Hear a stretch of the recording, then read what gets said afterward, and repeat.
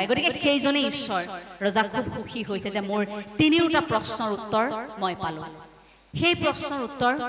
হয়তো আপুনি মই বিভিন্ন সময়ত লাভ কৰিছো কিন্তু আপুনি মই কৰবাত অনুভৱ কৰিব পৰা নাই কাৰণ কেতিয়াবা আমাৰ জীৱনৰ পৰা কিবা এটা হেৰাই যোৱাৰ লগে লগে আমি ভাবো এটো কিয় হেৰাই গ'ল এটো হেৰাই যাব নালাগিছিল আমাৰ পৰা সেই সম্পদটো আমাৰ পৰা আঁতৰি গৈছে আমাৰ পৰা কিবা এটা হেৰাই গৈছে তাৰ মানে তাৰ বিকল্প এটা ঈশ্বৰে হয়তো ৰচনা কৰিছে কিবা এটা আপোনাৰ পৰা নোহোৱা হৈ গৈছে তাৰ মানে ঈশ্বৰে কিন্তু তাৰ বিকল্প এটাও কিবা নহয় কিবা এটা শক্তি কিন্তু আপোনাৰ বাবে আসলতে ৰাখি থৈ গৈছে ঈশ্বৰক কামনা কৰাৰ পদ্ধতি সেৱা কৰাৰ বা ভক্তি কৰাৰ পদ্ধতি কিমান কেনে ধৰণে ভক্তি কৰিলে ভগৱন্ত তুষ্ট হয় নাৰদৰ এই প্ৰশ্নটো খুব মনলৈ আহি থাকে গতিকে নাৰদে এদিন সুধিয়ে পেলালে ভগৱান শ্ৰীকৃষ্ণক যে তুমি পত্নীতকৈ গোপী কিয় ভাল পোৱা কানাই আজি ক'ব লাগিব যে পত্নীতকৈ তুমি গোপীসকলক ইমান ভাল পোৱা কিয় ভাল পোৱা বোলে প্ৰমাণ পাবা ৰবা ঈশ্বৰে কৈছে কেইদিনমান পাছত ভগৱান শ্ৰীকৃষ্ণ অসুখ হ'ল নৰিয়া দেহাত আছে তাৰ পাছত নাৰদক কৈছে এতিয়া ভক্তৰ পদধূলা ললেহে মই সুস্থ হৈ উঠিম গতিকে এতিয়া কি কৰা যায় নাৰদে বোলে আপুনি চিন্তা নকৰিব আপোনাৰ ভক্তৰ পদধূলা মই আনি দিম প্ৰথমে কাৰ ওচৰলৈ যাব কওকচোন স্বাভাৱিকতে পত্নীৰ কাষলৈ যাব এটা পত্নীৰ কাষলৈ গৈ যেতিয়া কৈছে যে স্বামী অসুস্থ আপোনালোকৰ পদধূলা বিচাৰিছে তেতিয়া স্বামী সুস্থ হৈ উঠিব পত্নীসকলটো অমান্তি হৈছে বোলে কেনেকৈ আমিতো পাপী তেওঁ ঈশ্বৰ অন্তৰ্যামী পুৰুষ সেই ভগৱন্ত আমি কেনেকৈ আমাৰ পদধূলা দিব পাৰো ই অমংগল হ'ব নাপায় আমি কৰিব নোৱাৰো সেইটো কাম গতিকে আমি সেই কামটো কৰিব নোৱাৰো নাৰদক কৈছে যে আপুনি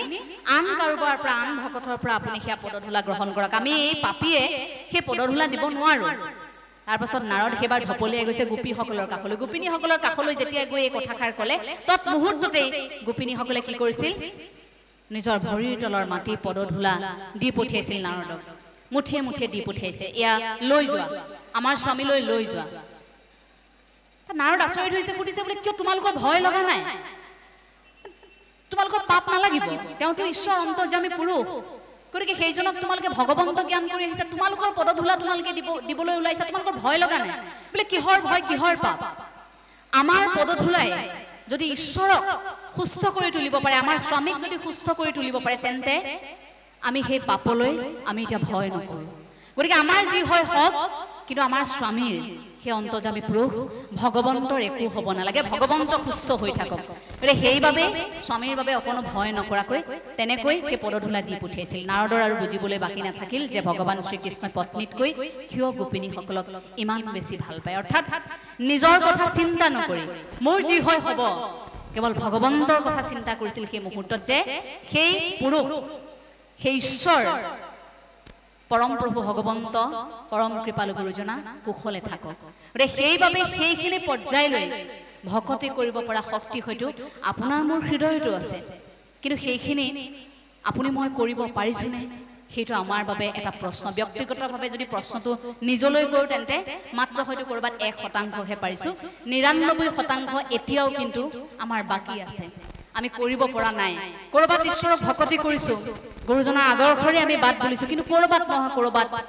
কোনোবাখিনিত নহয় কোনোবাখিনিত সেই কথাটোৱে মনটোত খেলিমেলি কৰে যে প্ৰভু মোৰ ভাল কৰি দিয়া মোৰ ভাল কৰি দিয়া মোৰ ভাল হওক আনৰ নালাগে মোৰ ভাল হলেই হ'ল প্ৰভু এইটো দিয়া সেই বিচৰাৰ লক্ষণবোৰ আমাৰ লাহে লাহে বেছি হৈ আহে গতিকে সেইখিনিতে কৰবাত আমাৰ এনেকুৱা লাগে যে ঈশ্বৰ কৰবাত অসন্তুষ্ট হয় নেকি আমাৰ ওপৰত যে নিৰ্দিষ্ট সময়ত আমাক দিম বুলি ভাবি থোৱা সময়খিনি ঈশ্বৰে হয়তো ভাবে যে মই সকলোখিনি পৰিকল্পনা কৰি থৈ যোৱাৰ পাছতো এই মনুষ্য জাতি কিহৰ ইমান খদমদম লাগে যে তেওঁলোকক আজিয়েই লাগে আৰু নোপোৱাৰ লগে লগে ঈশ্বৰৰ ওচৰত হতাশাত পৰে শেষ মুহূৰ্তলৈকে আমি ঈশ্বৰৰ নাম কিয় ল'ব লাগে শেষ মুহূৰ্তত যে ঈশ্বৰৰ নাম এই যে কৈ থকা হয় যে কৃষ্ণ নামে দুটি আখৰ নেৰিবা নেৰিবা বান্ধৱ জীৱনে মৰণে এই দুটা মাত্ৰ শব্দ আপুনি উচ্চাৰণ কৰিলে আপোনাৰ অন্তৰ শুদ্ধি হয় কিয়নো আমি সেই নামটো ল'ব লাগে যে শেষ মুহূৰ্তত আমাৰ শৰীৰটো এৰাৰ মুহূৰ্তত যে আমাক কৃষ্ণ নাম ল'বলৈ কোৱা হয় কিয় কাৰণ আমি মুখ্যপ্ৰাপ্তিৰ আশাত থাকোঁ আমি ভাবোঁ যে আমাৰ আত্মাটো পৰমাত্মাৰ সৈতে বিলীন হৈ পৰক পৰমাত্মাৰ সৈতে এটা সম্পৰ্ক এটা সংযোগ স্থাপন হওক আমাৰ আত্মাটোত কিন্তু শেষ মুহূৰ্ততো যদি কৃষ্ণ নাম নলওঁ তেন্তে তেতিয়া সেই আত্মাটো কলৈ যাব তেতিয়া সেই আত্মাটোৱে পৰমাত্মাৰ সৈতে বিলীন হ'ব পাৰিবনে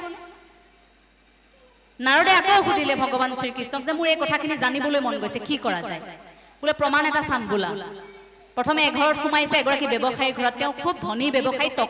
টকাৰ পাছত বলিয়া এজন ব্যৱসায়ী টকাৰ বাহিৰে তেওঁ একো চিনি নাপায় দুৱাৰখন খুলি দেখিছে ভিক্ষাৰীৰ বেশত আছে নাৰদ আৰু ভগৱান শ্ৰীকৃষ্ণ দুগৰাকী ভিক্ষাৰীক দেখি সেইখিনি মুহূৰ্তত ব্যৱসায়ীগৰাকীয়ে কৈছে ৰাতিপুৱাই যে আপোনালোকে ভিক্ষা খুজিবলৈ আহিলে আৰু বেলেগ কাম বন নাই নেকি মই এইখিনি সময়ত ভিক্ষা দিব নোৱাৰো এনেই টকা পইচাৰ নাটনি ব্যৱসায়ত এইখিনি হৈ আছে মই একো দিব নোৱাৰো দেই ৰাতিপুৱাই আপোনালোকে এই ধৰণে আহে মন বেয়া কৰিবলৈ আপোনালোক আহে গতিকে ওলাই যাওক যাৰ পৰা পায় তাৰ পৰা বিচাৰি লওক মোৰ ঘৰত এইবোৰ ভিক্ষা খুজিবলৈ নাহিব এই বুলি কৈ দুৱাৰখন বন্ধ কৰি দিলে তাৰপিছত নাৰদে ভাবিছে ই আজি পাব মছলাটো নাৰদে ভাবিছে গমেই পোৱা নাই আমি যে এই বেশত আহিছো ভগৱান শ্ৰীকৃষ্ণলৈ চাই ভাবিছে গোসাঁইটো এতিয়া ভাল অভিশাপ দিব আৰু মানুহজনলৈ চাই ফুটো উপজিছে এই ব্যৱসায়ীয়ে গমেই পোৱা নাই যে ঈশ্বৰৰ বেশত আহিছে সেইখিনি মুহূৰ্তত আচৰিতভাৱে ভগৱান শ্ৰীকৃষ্ণ এটা হাঁহি মাৰি সেই ঠাইৰ পৰা আঁতৰি আহিছে নাৰদ আচৰিত হৈছে কি হৈছে কথাটো প্ৰভুৱে যে একো নকলে ইমান বেয়া ব্যৱহাৰ কৰাৰ পাছতো তাৰ পাছত গৈ দেখিছে এঘৰ মানুহৰ সেই ঘৰত এগৰাকী মাত্ৰ মহিলা আছিল খুব দৰিদ্ৰ মহিলা বৃদ্ধা মহিলা এগৰাকী দুৱাৰখন খুলি তেওঁলোকক দেখাৰ লগে লগে বোলে সোমাই আহক আপোনালোক সোমাই আহক বুলি কোৱাৰ লগে লগে ভগৱান শ্ৰীকৃষ্ণই কৈছে ভিক্ষাৰীৰ বেশত যিহেতু আছিল কৈছে আমাৰ খুব ভোক লাগিছে আই কিবা এটা খাবলৈ হ'ব নেকি তেওঁ বোলে এতিয়া মই খুব দৰিদ্ৰ নহয় কিনো খুৱাম আপোনালোকক মোৰ এজনী গাই আছে মই সেই গাইজনী গাখীৰ আপোনালোকক খুৱাব পাৰো আপোনালোক অকণমান ইয়াত ৰওক মই গাখীৰ খিয়াই আনিছো মই আপোনালোকক খিয়া খুৱাই পঠিয়াম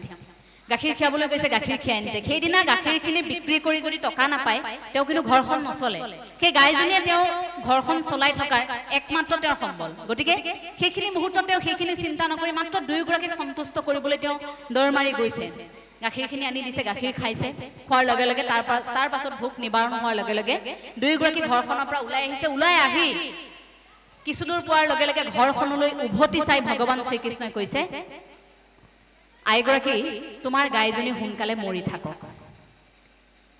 এটা নাৰদে ভাবিছে কি আচৰিত প্ৰভু তুমি কেনেকুৱা হে অলপ আগত ব্যৱসায়ীগৰাকীয়ে তোমাক ইমান বেয়া ব্যৱহাৰ কৰিলে তেওঁক তুমি একো নকলা এতিয়া ইমান আদৰ সাদৰ কৰি মানুহগৰাকীয়ে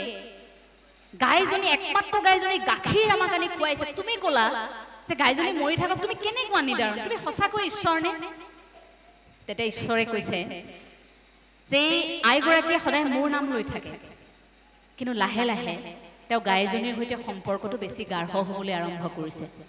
গতিকে লাহে লাহে গাইজনীৰ সৈতে সম্পৰ্কটো যিমান মজবুত হৈছে মোৰ লগত থকা সম্পৰ্কটো ঠুনুকা হৈছে